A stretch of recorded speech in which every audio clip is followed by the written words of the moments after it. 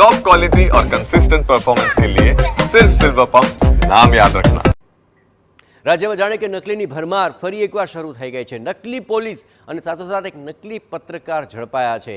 જામનગરથી આ સમગ્ર સમાચાર આવી રહ્યા છે કે જ્યાં નકલી પોલીસ અને બોગસ પત્રકારનો પર્દાફાશ થયો અને જામનગર પોલીસ અને પત્રકારનો પર્દાફાશ થવાની સાથોસાથ શહેરમાં જૂના રેલવે સ્ટેશન પાસે રહેતા અને મજૂરી કામ કરતા યુવાને પોલીસ મથકમાં ફરિયાદ નોંધાવી કે 31 મેના રોજ બે લોકો તેમના ઘરમાં ઘૂસી આવે છે।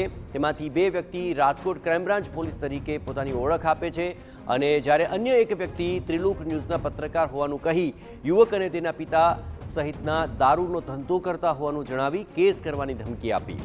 વિડીયો રેકોર્ડ તે કરી લે છે અને 50,000ની માંગ કરી છેલ્લે 20,000 પડાવી લીધા। ત્યારે નકલી પોલીસને પકડવા અસલી પોલીસ કામે લાગી અને પોલીસે આ મામલે ગુનો નોંધી તપાસ શરૂ કરી છે।